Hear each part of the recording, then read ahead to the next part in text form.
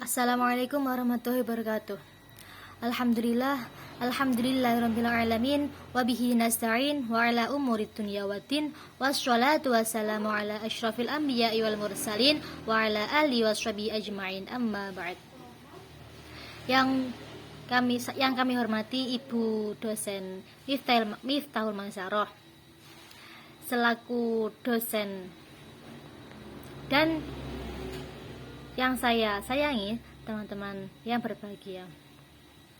Di sini saya dan saudara Mas Gun akan menjelaskan materi mengenai pengukuran, evaluasi dan lain-lain yang akan saya jelaskan lewat video ini. Baik, di sini saya akan menjelaskan mengenai pengukuran. Pengukuran dalam pembelajaran adalah proses pemberian angka terhadap hasil pembelajaran berdasarkan ukuran ataupun aturan ataupun formulasi. Jadi semua penilaian itu semua pengukuran berawal dari formasi atau proses pemberian angka yang berdasarkan ukuran. Jadi semua itu tergantung ukurannya yang jelas dan sesuai dengan tujuan yang telah ditentukan dalam rangka memberikan keputusan. Jadi kita membuat itu penilaian, membuat itu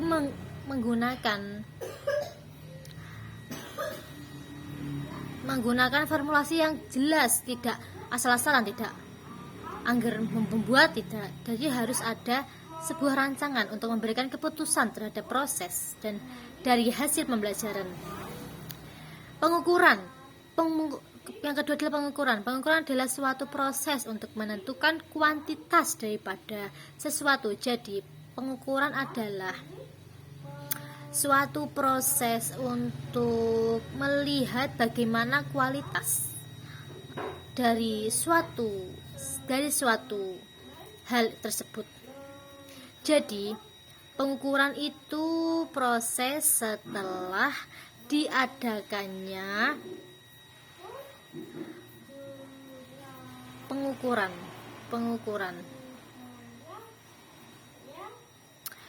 yang biasa peserta didik sebagai strategi pembelajaran atau sarana prasarana. Untuk melakukan pengukuran dibutuhkan alat ukur dalam bidang pendidikan seperti psikolog maupun variabelnya. Kegiatan pengukuran biasanya menggunakan tes. Jadi untuk mengukur untuk mengukur murid itu menggunakan tes seperti tes tulis atau tes lisan.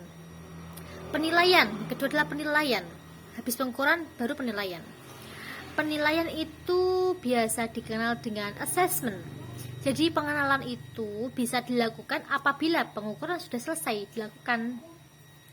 Dan penilaian itu sendiri mengambil keputusan terhadap sesuatu dengan mengacu pada ukuran tertentu. Jadi tidak asal-asalan, harus sama dengan ukuran yang dapat dipacu untuk mengukur peserta didik. Penilaian itu harus dilihat dari baik atau buruknya, dari sifat kayak rajin dan malasnya gitu. Dan sebagai berikut. Penilaian itu kegiatan atau sistem yang saling berkesinambungan, jadi saling bertautan gitu, untuk mengumpulkan informasi tentang proses hasil belajar peserta didik berdasarkan kriteria dan pertimbangan tertentu. Jika dilihat dalam konteks yang lebih luas, jadi dilihat dari konteks yang luas di luaran sana itu dapat menyangkut keputusan tentang peserta didik seperti nilai yang akan diberikan. Jadi nilai itu semua juga tergantung dengan siswanya kalau rajin itu pasti nilainya juga bagus. Dan mengenai keputusan tentang kurikulum atau program dari sekolah tersebut.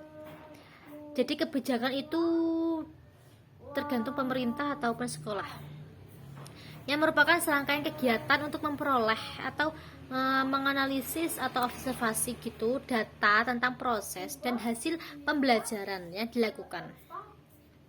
sehingga menjadi informasi yang bermakna. Jadi tidak asal-asalan, tidak hanya terserah saya cuma mengarang, tidak. Jadi itu harus ada informasinya untuk bermakna dalam pengambilan keputusan. Yang ketiga yaitu evaluasi. Evaluasi itu hasil akhir dari semua kegiatan. Yang evaluasi itu bermaksud untuk menambah atau mengkritik semua seperti penilaiannya bagaimana. Jadi evaluasinya itu misalnya dari pengukuran nilainya sudah bagus untuk dinilai A dan penilaiannya oke. Jadi evaluasinya ya akhirnya bagus. Kalau dari atas dari pengukuran itu sudah jelek nilainya, jadi evaluasinya kita harus memperbaiki gitu. Jadi kita harus memperbaiki. Jadi evaluasi itu hal yang paling terakhir di sebuah kegiatan. Lalu evaluasi itu sangat penting karena evaluasi itu bisa membantu kita untuk membuat reng-rengan atau membuat tunjangan atau fase-fase di mana anak-anak itu mendapatkan penilaian bagus atau penilaian jelek, atau untuk memperbaiki atau memperbarui hal-hal yang bagus, hal-hal yang baru. Sekian dan akan dilanjutkan oleh Mas Kun.